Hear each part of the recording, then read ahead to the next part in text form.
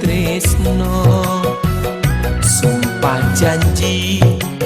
ning pinggir kali nanging saiki kowe sing ingkari